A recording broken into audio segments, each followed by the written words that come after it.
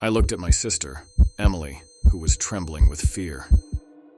She clutched my hand, her tiny fingers squeezing mine as she whispered, "David, who is that man?" I followed her gaze and felt a shiver run down my spine. There, at the edge of the pumpkin patch, stood a haggard-looking man in tattered clothes. His eyes bore into us with an unsettling intensity as he muttered to himself. "Let's go," I said, pulling Emily closer. But as we tried to leave, the man stepped in our path, blocking our way. "Are you kids alone?" he asked creepily. When I was 9 years old and my sister Emily was 6, our parents took us to the same pumpkin patch every year to get into the spooky spirit of Halloween and pick out our own pumpkins to decorate. It was a family tradition we looked forward to, filled with laughter, pumpkin carving, and the thrill of picking out the perfect pumpkin. But this year changed that tradition. It started like any other trip to the pumpkin patch, with the sun matching the orange of the pumpkins as it dipped below the horizon.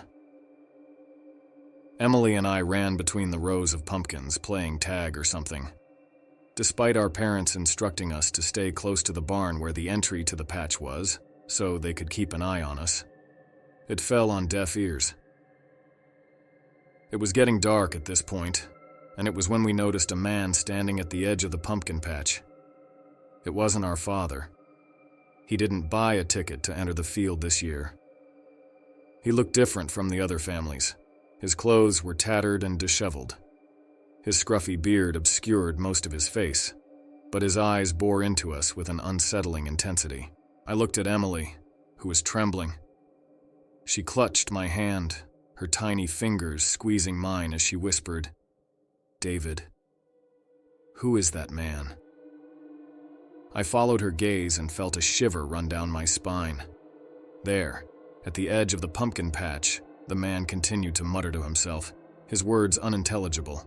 It was as if he were lost in his own twisted world. "We should go," I said, pulling Emily closer. But as we tried to leave, the man stepped in our path, blocking our way. "Are you kids alone?" he asked creepily. "Yes," I responded swiftly but on edge. "Come here, I'll take you back to the barn," he mumbled. He gestured the totally opposite direction. "Mom and Dad are that way," Emily said as we turned to leave. The man's eyes darted around, and his words came out in a jumbled rush.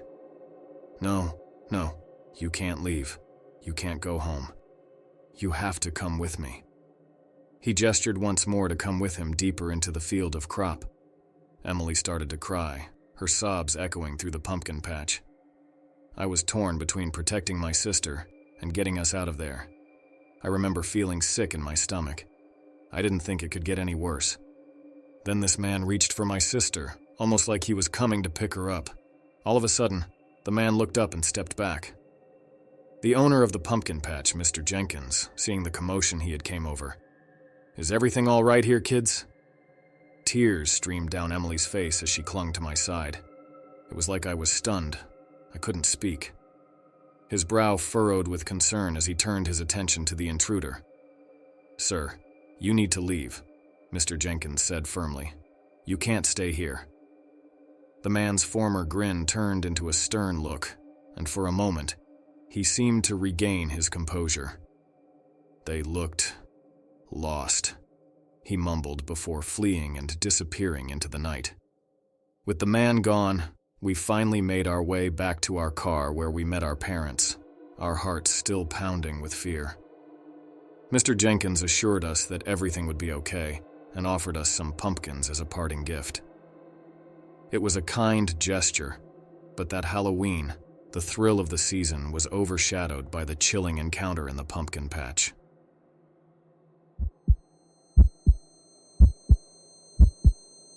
It was late Halloween night.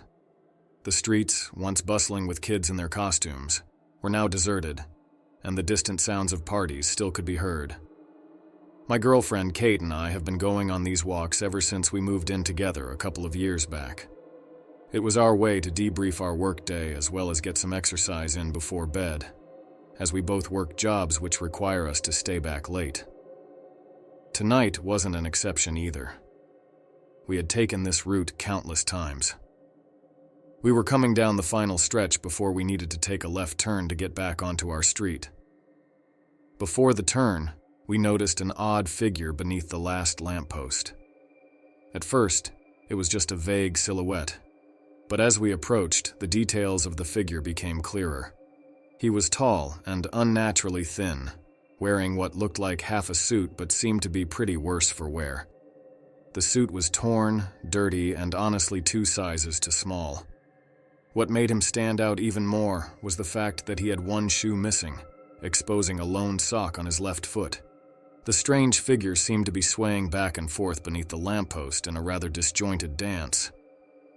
Kate and I exchanged puzzled looks, but kept on talking, sort of hoping to be ignored by the strange man.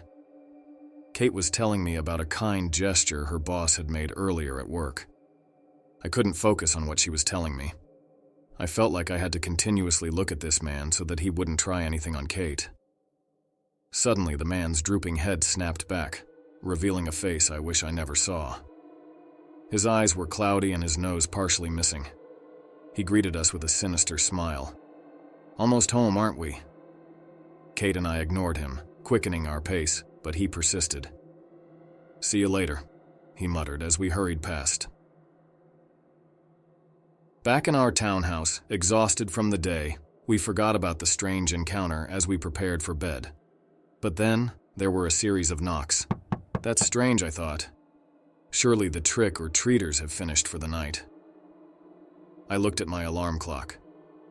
12:15. Another set of knocks sprung my eyes open once more. That's when it hit me. They were coming from our bedroom window. 3 slow, deliberate knocks followed by 2 more, tapping rhythmically on the glass. I turned my head slowly toward the window, dreading what I might see. And there he was, the man from the street, his horrid grin beaming at me through the glass. As my eyes met his, he suddenly tried fur the window, attempting to break in. I screamed at him to get lost, threatening to call the police. But he didn't seem fazed by my words. He persisted in knocking on the window relentlessly. Terrified, I grabbed Kate and my phone, and together, we sprinted to the bathroom. It was the only room in our rental townhouse with no windows to the outside, and the one which had a deadbolt lock on the door. Huddled together, I called the police, my voice trembling as I explained the intruder's appearance and the horrifying situation we were in to the operator. Kate and I froze. Broken glass filled the silence. The man was now inside. We could hear him moving around the house, whispering chilling phrases like, come out, wherever you are," and softly chanting, "Trick or treat." I could see Kate starting to tear up. I pressed my index finger to my lips, motioning her to be quiet. Not a moment too soon. The wailing sirens of approaching police cars finally shattered the silence.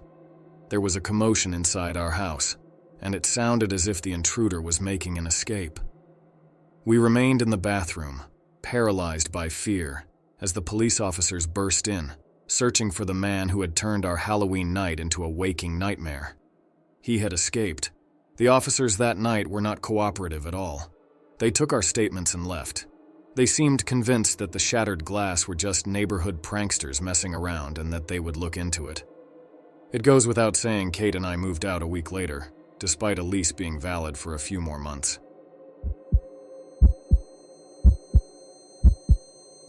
I'd like to share a story from my childhood, something that happened to me and my best friends Jack and Tom when we were just kids. It was Halloween night, and we were out for some trick-or-treating. Our costumes were the usual mix of monsters and superheroes. I know, very original. This year we had settled on Jack's neighborhood, which had always been the best for candy, and we planned to hit every house that night. This night we had our pillowcases to use to hold our candy, despite our parents giving us small plastic containers in the shape of pumpkins. In hindsight, it was probably to keep us from eating too many sweets, as we went from house to house, knocking on doors and yelling, Trick or treat. The candy piled up in our pillowcases. We were winning big time. It must have been 8 or 9 at this point, as the main crowd of kids and their parents had headed home for the night. We wanted to keep going to fill our pillowcases to the brim. Despite Jack's mom telling us otherwise, we entered a dimly lit street a few blocks from Jack's house. Something felt off. A blacked-out sedan slowly crept behind us, its engine humming. At first, we brushed it off, thinking it was just someone else heading home after a Halloween party. Or maybe they were waiting for us to move from their driveway they were turning into. But the car persisted. It stayed behind us as we moved from house to house, and its presence became increasingly unsettling. Whenever we turned to look at it, the windows were tinted so dark that we couldn't see inside. No matter how many twists and turns we made through the neighborhood, that car stayed with us, like a shadow refusing to let go. Our jokes about the car to one another soon turned to hushed whispers. I remember Tom suggesting that we head back to Jack's house, which we agreed to without hesitation. At this point, we could hear the car's engine revving as it picked up speed, as we began to increase ours, first increasing our pace, then what turned into a sprint. Panic set in. We ran faster than we ever had in our lives, our candy-filled pillowcases bouncing wildly. The sedan's headlights bore down on us, and the tension in the air was suffocating. I remember falling behind as Jack and Tom were obviously the faster runners. I was terrified that I was going to be caught. I was thinking of my parents, what they'd think when they come to pick me up from Jack's house, and I was just gone. Finally, we reached the house. We burst through the front door, gasping for breath, and slammed it shut behind us. Jack's parents, alarmed by our frantic entry, demanded what was wrong. "Call the police," I remember yelling, tears streaming down my face. "There's a car following us." Jack's parents didn't waste a second. They dialed 911, and within minutes, the police arrived. I was honestly surprised, even at that age, how fast they responded to the call. As Jack's dad was talking to the officer on duty, his mom stayed with us in Jack's room, probably to ensure we wouldn't overhear something that would freak us out even more. The blacked-out sedan had vanished into the night, but they took our statement seriously. They assured Jack's dad they would patrol the neighborhood and keep an eye out for the car. I felt a huge sense of relief when I saw my mom at the door ready to pick me up. Usually I'd pester to stay the night at Jack's, but not tonight. I wanted to be home.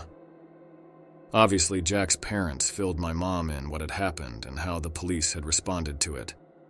After that, I wasn't allowed to go over anymore until I was in my freshman years. Hello, everyone. I hope you are all doing well.